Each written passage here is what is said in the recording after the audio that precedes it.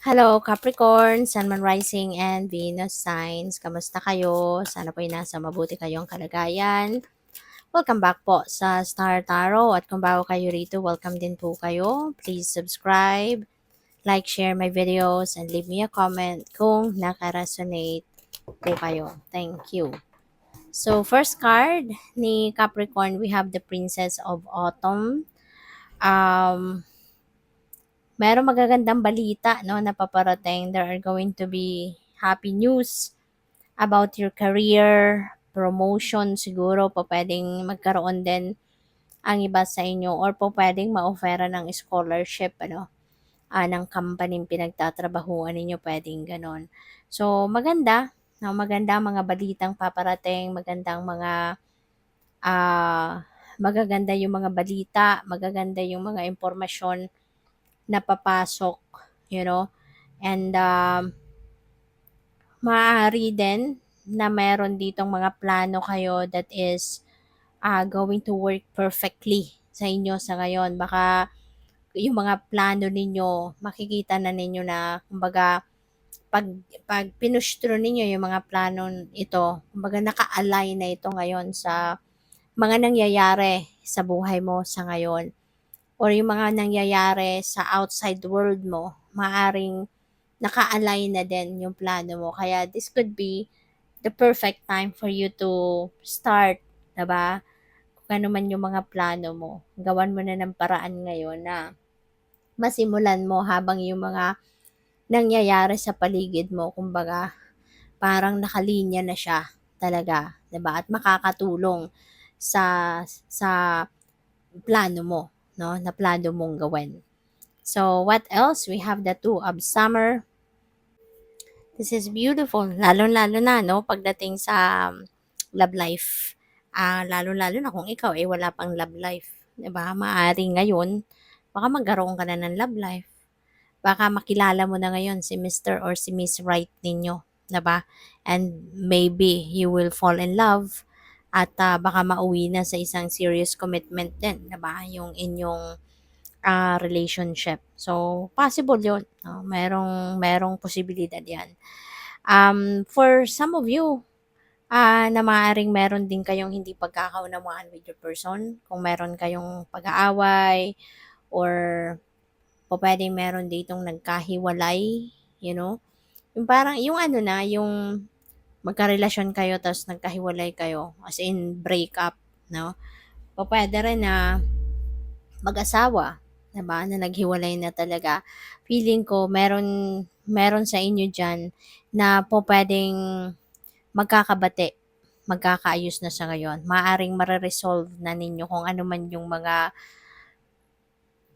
differences ninyo, kung ano man yung mga hindi ninyo napagkaunawaan, ano man yung hindi ninyo napagkaintindihan kung bakit naghiwalay kayo or kung bakit hindi kayo nagkasundo for few months or few weeks. Puwedeng ngayon, mag-o-offer ka ng resolution to that or baka yung person mo. Kaya may chance, no? May chance na ang iba sa inyo magkaayos, magkabalikan, no? At magkaunawaan na. Puwedeng may compromise, puwedeng wala, pero may chance, no, na magkabalikan. So, we have Three of Winter. Yeah, maaari talaga na nagkaroon kayo ng nagkaroon dito ang iba sa inyo ng samaan ng loob, no? You were hurt, 'di ba? You were hurt dito in the past, no? May sadness, maaaring nagkaroon kayo dito ng kaya siguro kayo mapapapayag din, no? For some of you lang ha, hindi ito para sa lahat. Kung ano lang yung mag-resonate sa inyo, yun lang po ang kunin ninyo. Kasi hindi ito para sa lahat. Hindi lahat makikipagbalikan sa ex. Okay? But there are some of you na may chance na makipagbalikan. For some of you, maaaring nagkaroon talaga ng hidwaan, nagkaroon ng malalim na sakitan ng loob, pwedeng ganon, or kayo lang yung nasaktan. Maaari na there is someone then, no, na naging karamay ninyo. Merong nakapag-advise sa inyo, merong naging karamay kayo na nandiyan siya, 'di ba, to comfort you and dumamay, no, sa iyo sa mga panahon na mabigat ang inyong pinagdadaanan.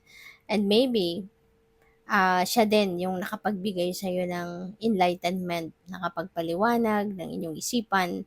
Kaya po pwedeng ah, nagkaroon kayo dito ng kagaanan sa loob, 'di ba? Gumaan ang inyong pakiramdam because of this person. So, ngayon, maaring 'yun, magbibigay kayo ng pagkakataon, bagong chance, bagong pagkakataon sa person ninyo. Kaya pa pwedeng ang iba nga sa inyo papayag na makipag-ayos, papayag na makipag-reconcile, papayag na bigyan uli ng panibagong chance yung person ninyo, 'di ba? At mag-start over sa inyong relationship. So we have balance. Ayan. So balance is very important, no, sa atin, sa bawat isa sa atin. Kasi kapag wala tayong balanse sa buhay, doon maraming problema ang sumusulpot. Kasi may mga bagay tayo na nani-neglect na natin, may mga bagay tayo na hindi natin naasikaso na, may mga bagay na napapabayaan natin kaya nagkakaroon ng problema sa mga areas na 'yon na kung ano yung napapabayaan natin, 'di ba? Kaya this is an important reminder para sa inyo na you need to bring the balance back in your life. Okay? Bigyan ng bigyan ng panahon ang bawat area para hindi magkaroon ng problema as much as possible, 'di ba? Bigyan din ng time, yung sitwasyon, 'di ba? Kasi minsan din kapag masyado din tayong nagmamadali, 'di ba? Mas lalong nasisira yung ginagawa natin o kaya nagkakaroon tayo ng mga bagay na nakakalimutan natin.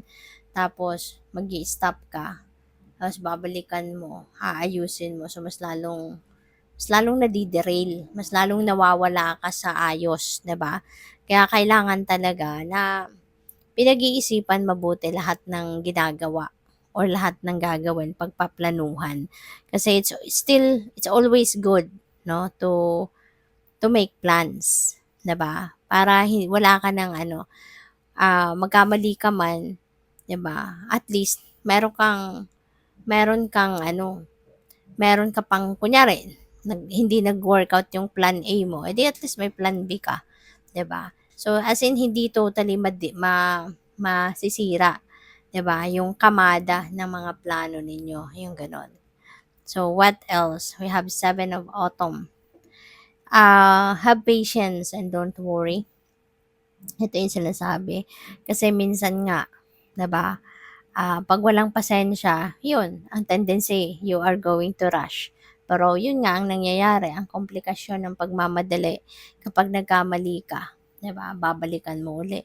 Samantalang kung pinag-isipan mo, pinagplanuhan mo na, siguro naman merong kang plan A or plan B or plan C, 'di ba? So meron kang pupuntahan, meron kang other option, 'di ba? Yung gano'n. Kaya yeah, so sabi din dito, take time to rest and plan the next steps.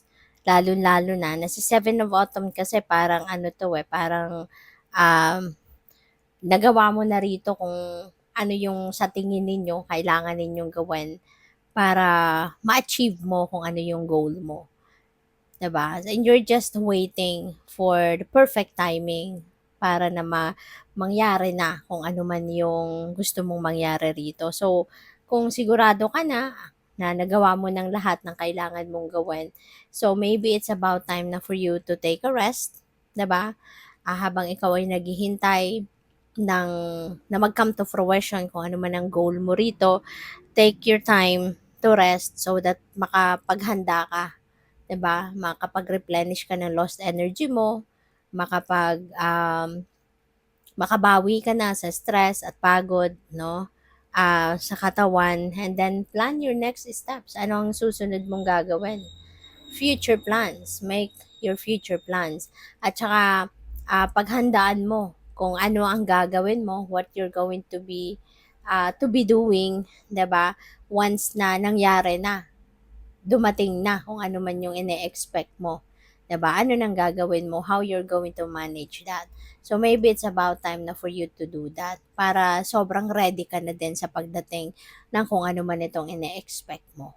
So, good luck. Thank you for watching. Love and light. Namaste.